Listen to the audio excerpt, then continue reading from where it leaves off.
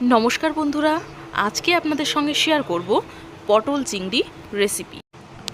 তো পটল চিংড়ি বানানোর জন্য আমি প্রথমে নিয়ে নিচ্ছি একটা কড়া এবং কড়াটা গরম করে আমি দিয়ে দিচ্ছি তাতে পরিমাণ মতো সাদা তেল। আপনারা চাইলে এখানে সরিষার তেলেও করতে পারেন। তেল গরম হয়ে গেলে আগে থেকে কেটে ধুয়ে রাখা পটলগুলো তেলের মধ্যে দিয়ে দিচ্ছি। আমি এক একটা পটলকে দু টুকরো করে নিয়েছি এবং সম্পূর্ণ খোসাটা কিন্তু ছাড়াইনি।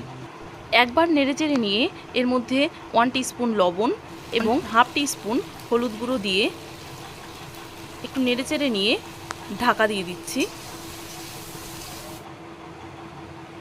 এর মধ্যে একটা মশলা আমরা রেডি করে ফেলবো।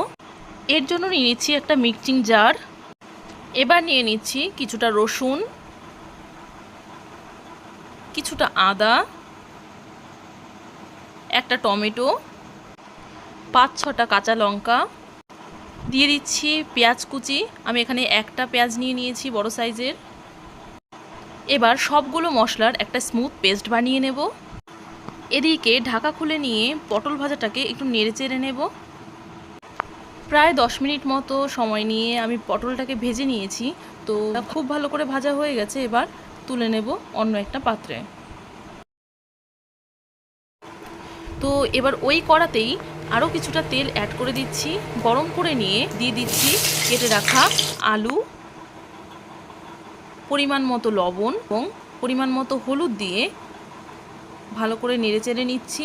ঢাকা চাপা দিয়ে দিয়ে লাল লাল করে ভেজে নিয়ে তুলে নেব অন্য একটা পাত্রে।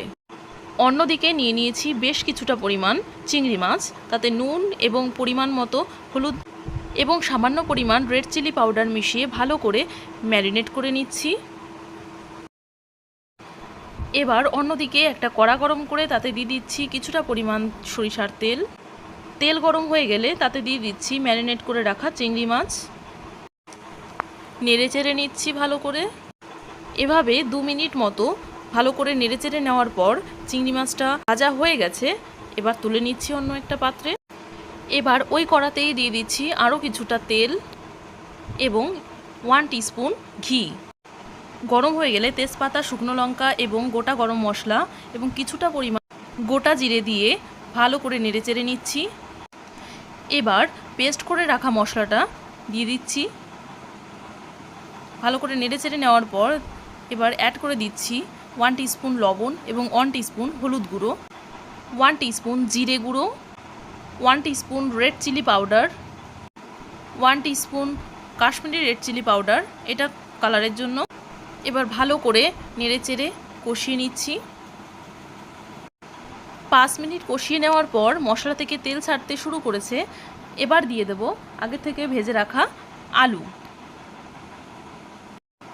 মশলার সাথে ভালো করে মিশিয়ে নিচ্ছি।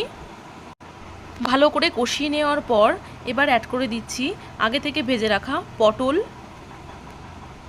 এটাও ভালো করে মিশিয়ে নেব। আরও 1 মিনিট কষিয়ে নেওয়ার পর এবার দিয়ে দেব আগে থেকে ভেজে রাখা চিংড়ি মাছ। এবার আরও 1 মিনিট সময় নিয়ে কষিয়ে নেব। কষানো হয়ে গেছে। এবার অ্যাড করে দিচ্ছি পরিমাণ মতো গরম জল। এবার নেড়েচেড়ে মিশিয়ে নিচ্ছি।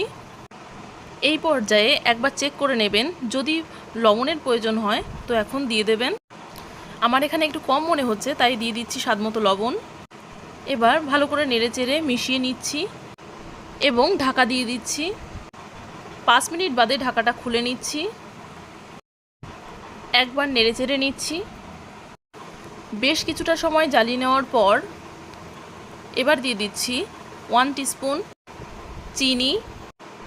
আরও একবার নেড়েচেড়ে নিচ্ছি এবং সব শেষে গরম মশলা গুঁড়ো ছড়িয়ে দিচ্ছি হাফ টিস্পুন। এবার ভালো করে মশলার সাথে মিশিয়ে নিতে হবে।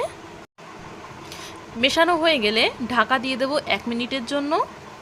1 মিনিট বাদে ঢাকা খুলে সার্ভ করে নেব অন্য একটা পাত্রে।